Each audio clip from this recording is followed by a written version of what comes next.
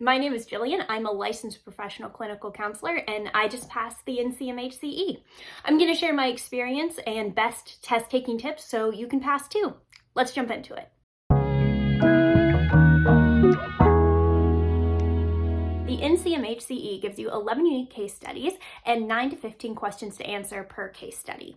You're first given the client's background information, their demographics, provisional diagnosis, and a summary of the intake session. You're then asked to answer a few questions about the intake, and then the test will ask you to submit your answers. Once you submit those answers, it's going to take you to the next part of the examination, and you won't be able to go back and review those questions again. After this happens, they're going to give you another paragraph or two of the follow-up session, and then once again ask you to submit your answers, and you won't be able to go back and review them. This continues until the entire narrative is finished, and then you move on to the next narrative and rinse and repeat. So out of the 130 to 150 questions, only 100 of them are scored. The rest are used to help determine how they're going to make future tests. There are multiple versions of the examination as well, so your passing score depends on which version of the exam you get. But I've seen people report as low as a passing score of a 59 and as high as the upper 60s. I don't personally have any experience with taking this particular examination at a testing site, so I can't speak to it from that sense, but I can tell you what it was like to take it from home. I chose to take it from home because I live in a pretty rural area and I would have had to drive about an hour to a testing center. So for me, it was worth it to not have to drive the hour, fight traffic, risk getting lost, make sure I'm getting on time to the examination. For me, it was a lot nicer to just stay home, be in a comfortable environment, sleep in, take a shower. And it also allowed me during my 15-minute break to go outside for a few minutes and stretch and grab a bite to eat and grab another glass of water. So that's why that part worked for me. Now, while taking it from home can be more comfortable, you also have to ensure you have a strong internet connection, because if the Wi-Fi goes down, well, that's on you.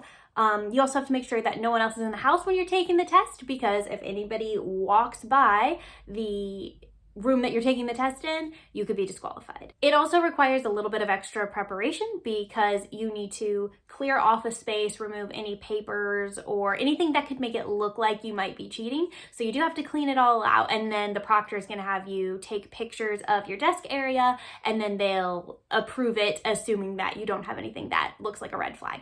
I didn't find this process to be all that difficult, but if you are uncomfortable with technology, it might be wiser for you to head to a testing site where you are not responsible for any of that. All that being said, I did not have any issues taking my examination. I logged in 30 minutes early, which is what they recommended, and made sure that my laptop was all prepped and ready to go and that I didn't have any background programs running. And then I was actually able to go through that process pretty quickly and ended up starting my examination about 15 minutes early. One positive for me is as I was going through the test and answering the questions, I would find that there were at least one or two answer choices that I knew in my gut just simply couldn't be right, and I could eliminate them. Now, this is a long examination. It is a marathon, not a sprint. So it is doable though, so I don't want you to be scared by how long it is or how much reading there is. I finished with about an hour left on the clock. However, I also love reading and do it a lot in my spare time. So that was a strength for me, a benefit. But if reading isn't your strong suit, then I would definitely recommend using the practice examinations to strengthen that.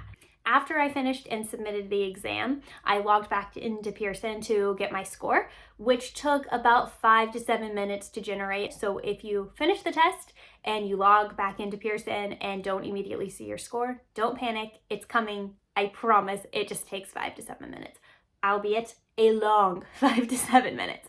I ended up needing a passing score of 62 and passed with an 83.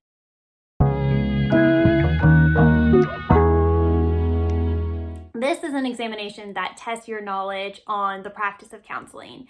And because of that, it's going to be really important for you to know your core counseling attributes. So things like active listening, empathetic attunement, reflection of content, reflection of meaning, reflection of emotions.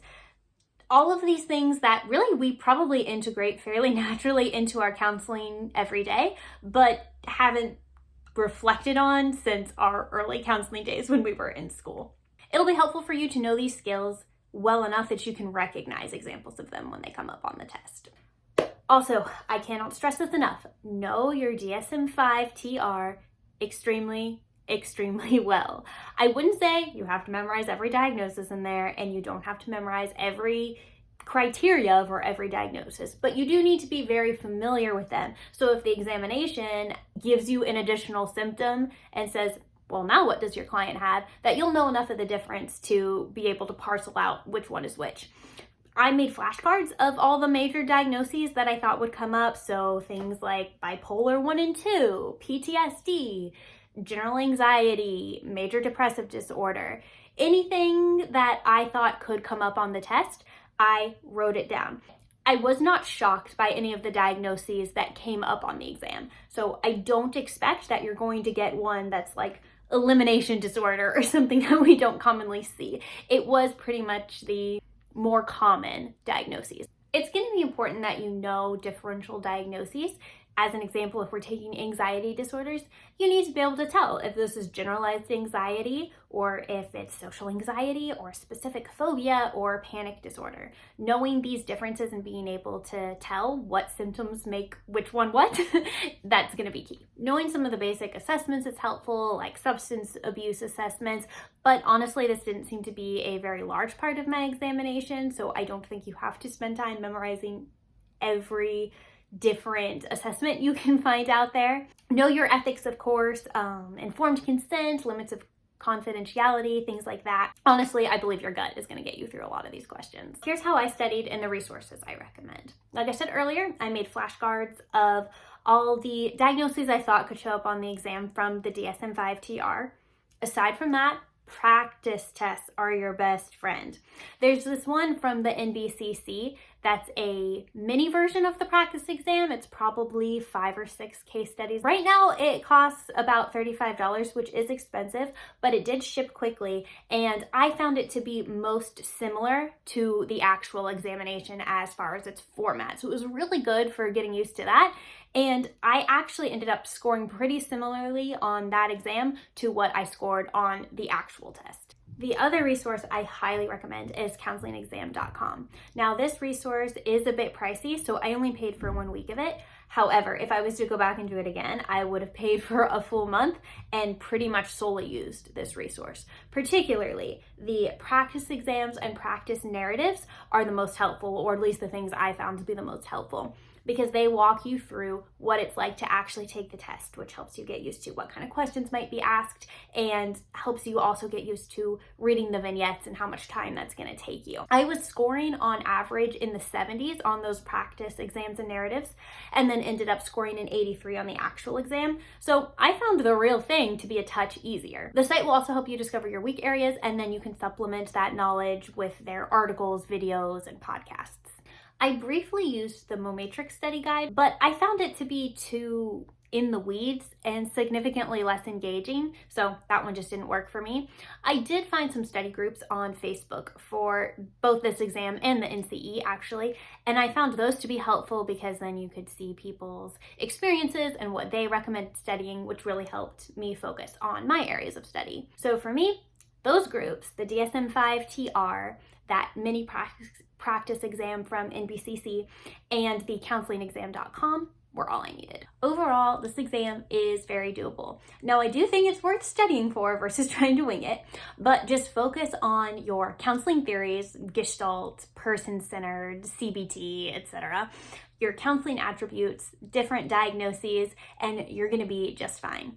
So best of luck to all my fellow counselors out there, and be sure to let me know how you did in the comments.